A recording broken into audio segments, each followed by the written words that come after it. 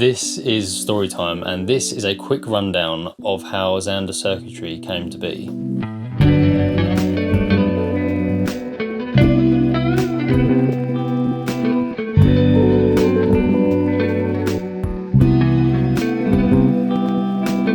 So yeah, I've told this story a few times on podcasts and interviews and things like that, but never really in too much detail. I've always kind of just very generally spoken about it and mapped it up quite quickly. And over the years, people have kind of hit us up separately to ask about how did you get going, how did you get into it, asking even some people for advice because they want to start their own company or whatever. And I feel like if we're going to talk about it, then it kind of deserves its own video, really, because there's quite a lot that happened along the way and a lot that led up to it. And I think kind of explaining all those steps kind of really gives more context for kind of where we are now. It really starts, I think, if we want to go right back to the beginning with me. So yeah, as many of you will know, I'm left-handed. I play guitar left-handed, I write left-handed.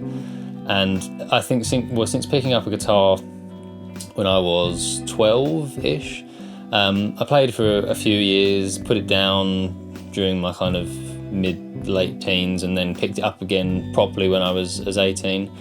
And I think that's when it went from just being about learning a few chords on the guitar to actually caring about how does it sound, and I got more into the gear with different pedals and amps and stuff like that. And I think that's really where my journey started, because once I started learning about how different pickups and different kind of wiring things affected the guitar's sound, I think that got me kind of really excited and really interested in how I could modify them.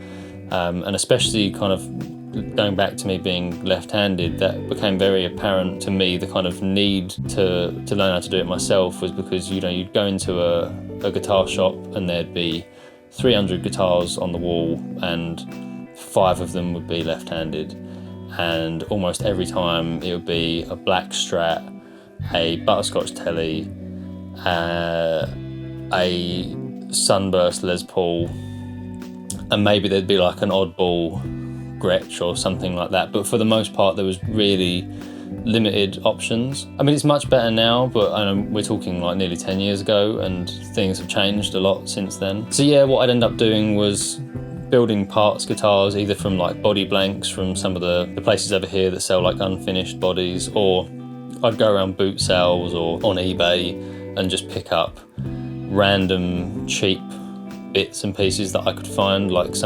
anything from it would be like, oh, I've bought like an old, like this cheap like Strat body, and I found like these Taisco pickups from like an old 60s Japanese guitar, and I found like this weird neck that somehow kind of fits, and I'm not really sure where it was from, and I just kind of bolt them all together. That's how I learned how to solder, was by wiring pickups and pots in guitars. That's how I kind of built that skill. And at first it started out with me just wiring 2 pickups and a 3-way switch and master volume, master tone, that kind of thing, like the most kind of basic wiring you could do for a guitar. And then as time went on, I got more interested in doing like weird switching things with like flipping things out of phase or running pickups in series and parallel, and that's how I learned the basics of like how a switch works, how a pot works, what series and parallel really mean in the context of that kind of circuit. And that's kind of how I got these like basic little building blocks of knowledge,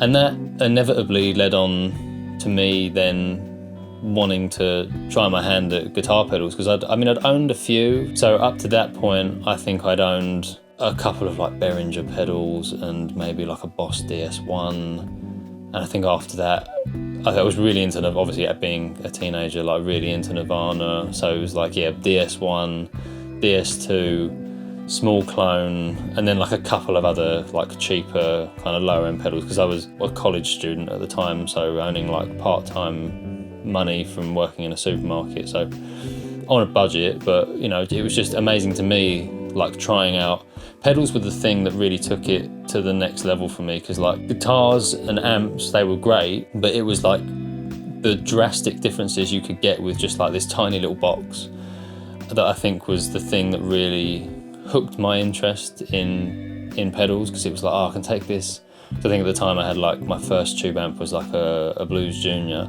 So I had like a Blues Junior, and I had like whatever it was, some kind of weird Strat thing that I'd made. And it was like, oh, if I stamp on the DS2, it just takes it from 1 to 10 immediately, and then I'll kick on the small cone, and now all of a sudden my signal's like swirling around and wobbling. That to me was just insane, and especially because it was like, oh, I can really get I can nail the solo sound from like Come As You Are, or I can get kind of close to the Smells Like Teen Spirit kind of sound, that kind of thing, and just like slamming around in my bedroom, just mucking around with like a distortion and a chorus pedal. And then that kind of led on to me wanting to try my hand at building a pedal. So I'd heard of a couple of DIY places that sold kits. So I bought a LPB1, the Electro-Harmonics Booster kit, which is like 5 parts connected to a pot, like a single volume pot. It's pretty much one of the simplest circuits you can make. So if you're ever thinking of wanting to try your hand at building a pedal, I'd definitely say any kind of those simple transistor boost circuits like the LPB1. They're pretty much as simple as you're going to get. And even then I managed to that up, because my soldering experience was only really with pickups and pots, which are far more resilient to overheating than the traces on a circuit board are. So I remember like lifting the traces on the circuit board and not really knowing. It took me forever. It took me like an entire day to get this thing working, but eventually I did, and it was just absolutely phenomenal to me that I had made something that, even though, I mean, it just made my signal louder, but to me it was like, I've stepped on it, the LED's lighting up, the signal's still working, oh, and the volume pot's working, and it's actually working as a boost pedal, one that I've owned before, and it's working exactly the same. So for me it was like such an enormous sense of achievement to put all these parts together. And even though I was kind of painting by numbers, really just filling in someone else's circuit board, it was just a huge achievement for me that I've managed to build something that was, by comparison to a guitar circuit, pretty intricate and required another level of skill. So after I'd done that, I then kind of like dabbled in a few more kits and bits and pieces, but the thing that I really wanted to do was try my hand at something that was not necessarily unique, but wasn't just an off-the-shelf kit. The first thing I did, which is, I mean, it's a really simple thing because it's actually a passive circuit, was I built a batch of 20 feedback looper circuits. So they're like true bypass loopers, just like a single loop bypass pedal, but it had a momentary switch and a pot which controlled feedback. So what it did was, when you stepped on the switch, it fed the output signal back into the input, and then you could kind of control the amount of that feedback with the pot. What that did was react in all kinds of crazy ways depending on what you had on in the loop. So if it was like drives and fuzzes, sometimes it would make them kind of drone out and glitch. If it was like a chorus or a flanger, you get these kind of like crazy spiked feedback kind of sounds. And it was just like a weird way of me just making noise, really. And I made a batch of 20 of them, like spray canned the enclosures just with like this like car paint that I found in my dad's shed. Like drilled them all by hand, like not even with like a proper like drill press, like with an actual just like handheld electric drill.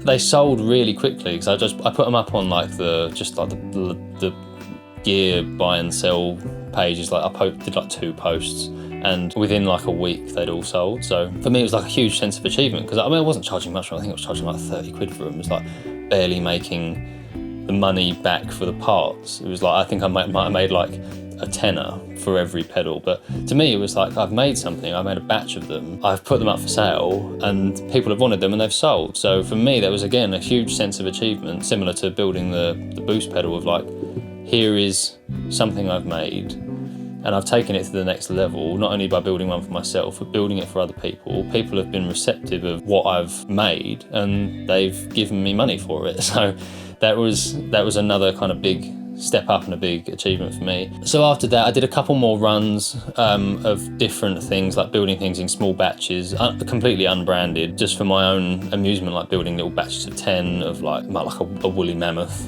fuzz, and then I'd stick the same kind of feedback circuit into the fuzz that'd like feed it back and make it drone. So it's just like this kind of weird little mess of a thing that I'd make. And yeah, so they go back up on the Facebook groups and people would buy them, and that was great. That kind of got me hooked on building circuits, and not only from DIY like kit suppliers, but also then kind of moving into tag board and building stuff on strip board and things like that, and learning how a schematic worked and how a circuit layout worked rather than just painting by numbers on someone else's PCB. And that's really where I started to put more kind of graphics on them, if you like. I mean, they weren't branded as Zander still, but I started making designs for them. So as many of you will know, I work as a graphic designer in my real job.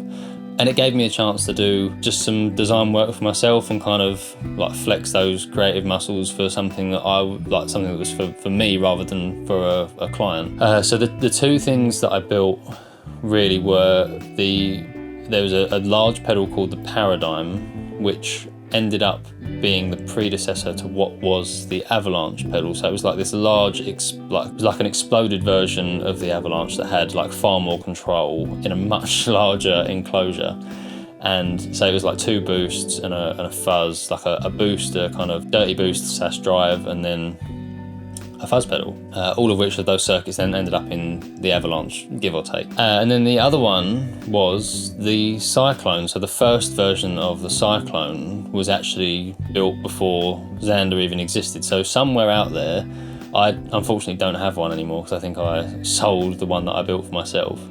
Out there somewhere, there are, I think, 10 Cyclone pedals that are completely unbranded and existed before Zander did. So if you see one, it may eventually become worth something.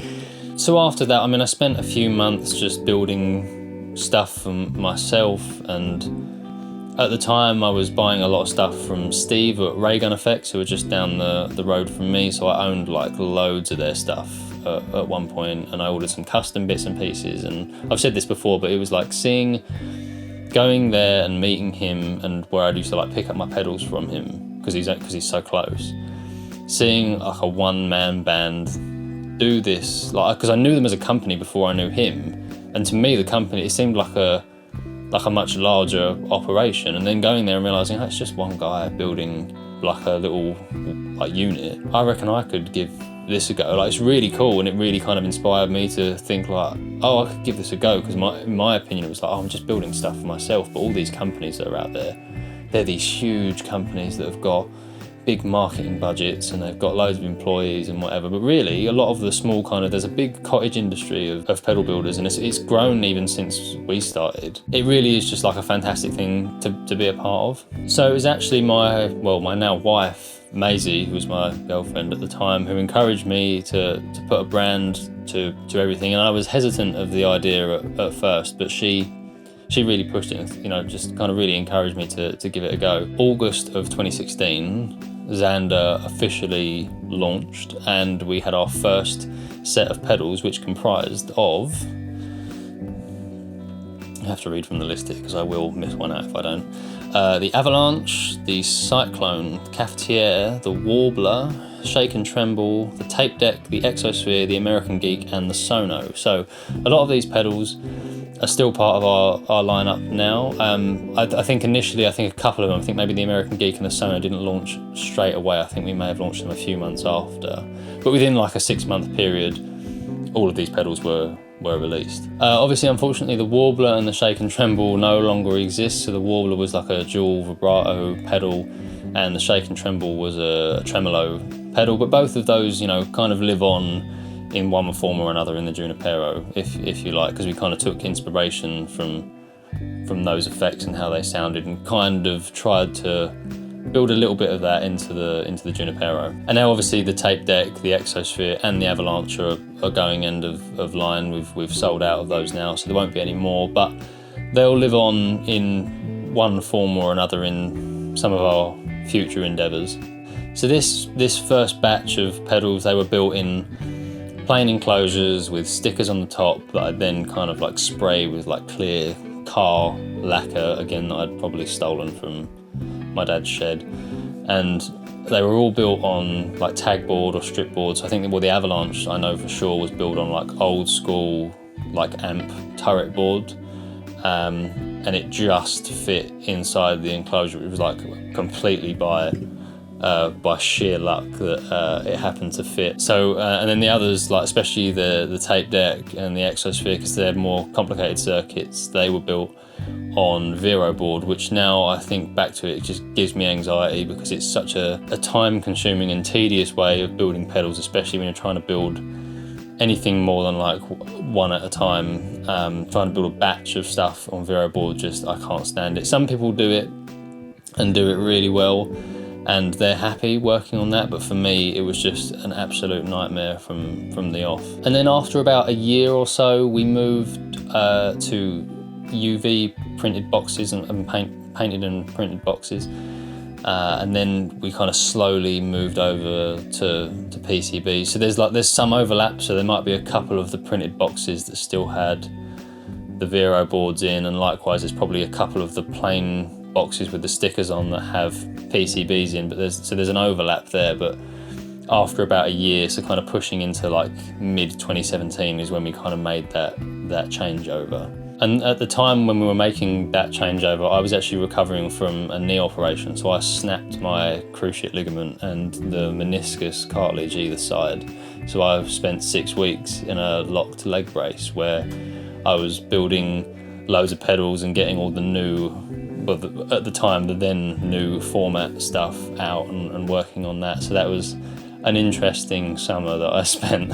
And then in 2018, we rebranded. So up until then, all the designs for all the different pedals had very different looks and completely different fonts and colours and layouts and knobs. Everything was different. They were all kind of unique creations, apart from the fact that they all had our logo on. But on literally the 1st of January 2018, which again was lined up more by luck than judgment, we released an entirely new lineup of pedals, which were a lot of the same. So that's when we ditched the Warbler and the Shake and Tremble, and then all the other ones came out in the new kind of look, which very much took inspiration from how brands like Earthquaker Devices had built their brand, where you could very instantly recognise an EQD pedal, and that's the kind of thing that we wanted to create, with that kind of consistency across, like with the same fonts and similar kinds of graphics. We moved over to this more like patent drawing and